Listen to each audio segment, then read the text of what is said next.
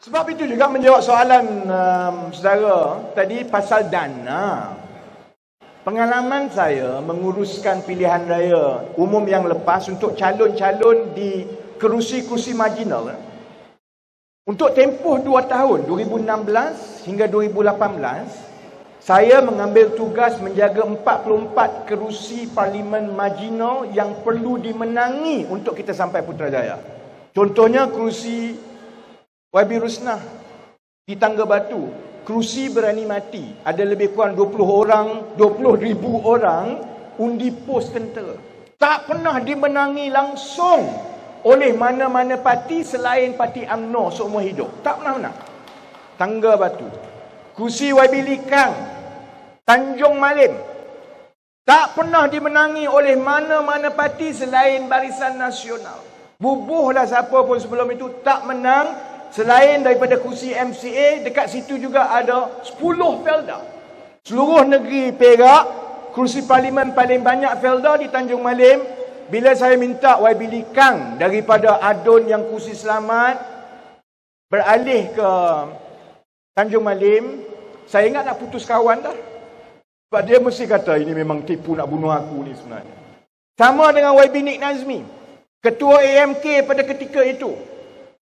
Kemudian Exco, pernah jadi timbalan speaker, pernah jadi sosial politik, sangat selesa di Selangor.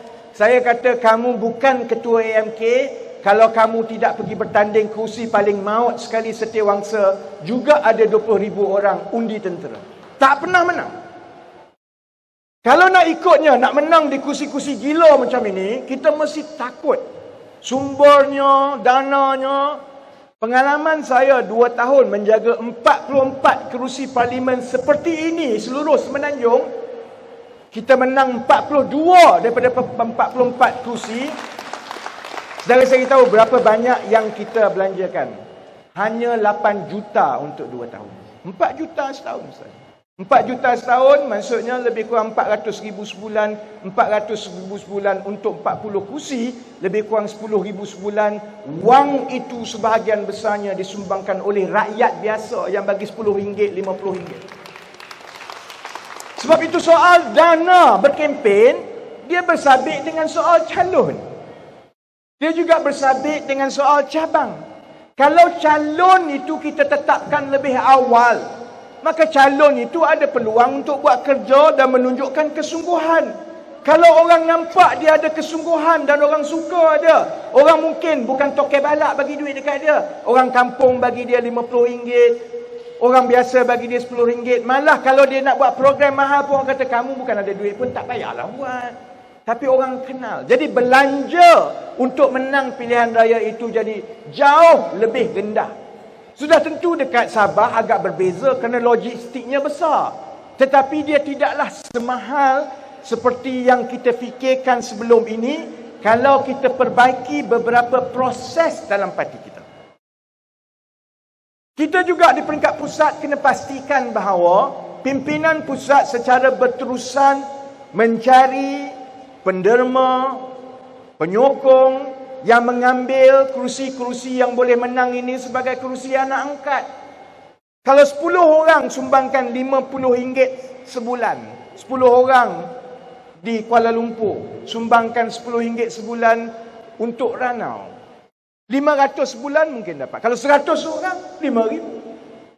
Begitulah saudara-saudari, kita nak menang tanpa kita main wang, tanpa kita janjikan sebarang projek, dan tidak mengira betapa kamu kaya atau kamu miskin, kamu siapa. Tapi kalau kamu rajin, kamu ikhlas, kamu buat kerja, kamu tidak terlalu takut mengenai sumber wang, kamu tetap boleh jadi wakil rakyat PKR yang baik.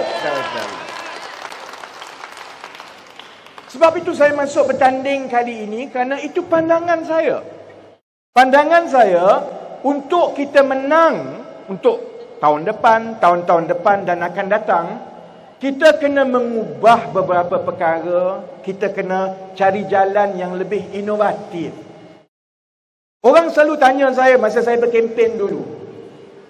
Dia kata, YB tak faham. YB habiskan 10 tahun masa di UK.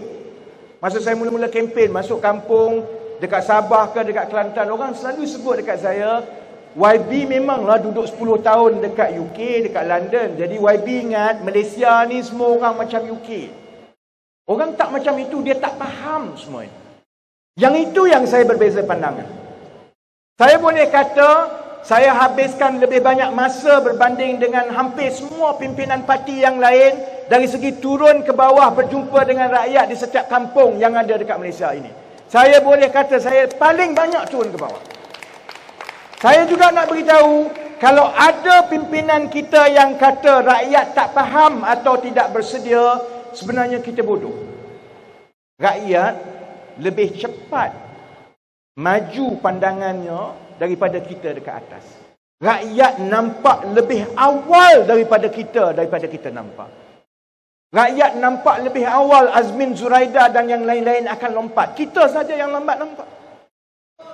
Rakyat daripada awal meragui Tun Mahathir Mohamad. Kalau dia masuk, dia nak buat macam mana? Kita juga yang kata tak apalah kita nak tukar kerajaan, kita perlu telan. Rakyat dah kata, kamu kena berhati-hati. Pandangan saya setakat ini, kalau orang kata rakyat tidak bersedia untuk berubah, rakyat sebenarnya jauh lebih cerdik daripada kita. Apatah lagi rakyat Sabah. Dalam banyak-banyak negeri, pengundi dan rakyat yang paling banyak pukul mati parti-parti politik, Sabah. Berapa banyak parti kamu dah pukul mati dekat Sabah ni? Berapa banyak orang yang hebat dan besar masuk pilihan raya, bungkus semua. Sabah mendahului semua negeri-negeri lain dari segi rakyat Sabah bukan sahaja cerdik, tapi paling berani sekali membuat perubahan. Sebab itu kalau orang tanya saya lepas pilihan raya negeri Sabah, ni orang-orang UMNO gila. Kita berkempen dalam parti kita, dia mengacau dekat kita punya Facebook. Dia kata, oh kamu sudah kalah Sabah, sudah kalah Sarawak, lepas ini bungkus. Jenis-jenis manusia inilah yang lepas ini tak ada orang nak bayar dia 20 sen jadi cyber trooper. Bila UMNO di Sabah, di Semenanjung, dengan pemikiran macam inilah yang merasakan rakyat bodoh, yang akan menyebabkan mereka kalah. Sebab rakyat makin cerdik. Bila rakyat makin cerdik, sekali dia tukar kerajaan yang baru itu kurang sikit saja buat kerja, dia tukar. Dan dia tukar. Sebab itu di Sabah, kalaupun kita kalah dalam pilihan raya negeri yang lepas, kalaupun kita bimbang kita nak masuk pilihan raya umum akan datang, apakah kita dapat mempertahankan kursi kita? Jawapan saya begini, sahabat-sahabat. Kita wajar bimbang. Kita perlu muhasabah dan faham bahawa rakyat telah hantar isyarat yang jelas kepada kita. Tapi kita jangan sekali-kali takut. Kita dapat isyarat itu supaya kita dapat ubah apa yang perlu kita ubah. Supaya kita dapat perbaiki cara kita, penampilan kita, bahasa kita, gaya kita. Dan yang paling penting, seperti yang saudara-saudara sebut tadi, rakyat mahukan PKR terutamanya. Semasa kita memilih calon-calon kita kali ini, kita jauh lebih berhati-hati untuk mengelakkan kata sekali lagi. Sebab dalam banyak-banyak parti kita telah melalui 2 siri lompatan kata. Tahun 2010 dah berlaku, tahun 2019, 2020 berlaku sekali lagi. Sabah tidak terkecuali. Jadi rakyat kata aku mungkin setuju dengan kamu. Aku mungkin suka dengan kamu. Tapi aku mahu melihat isyarat yang jelas bahawa kamu telah belajar daripada kesilapan yang berlaku dan kali ini calon yang kamu letakkan itu ialah calon yang benar-benar setia, berada di bawah, masuk teruji dan bukan semata-mata masuk last minute ataupun ada kabel ataupun bodek ataupun wang hanya untuk dia dapat tempat. Kerana orang macam ini, kalau dia masuk parti dan dapat kedudukan demi kedudukan dia, saudara-saudari, kita parti miskin, kita tak ada wang. Mustahil kita boleh menawarkan kedudukan dan harta yang lebih banyak daripada parti-parti lawan kita boleh tawarkan mereka. Sebab itu orang macam ini, kalau kita nampak lebih awal saudara-saudari ada tanggungjawab besar. Jangan undi watak-watak begini dalam pemilihan parti kali ini. Saudara-saudari ada tanggungjawab, saudara-saudari, pilih calon-calon tempatan yang baik, yang ikhlas, yang setia. Saudara-saudari, laksanakan tanggungjawab saudara-saudari.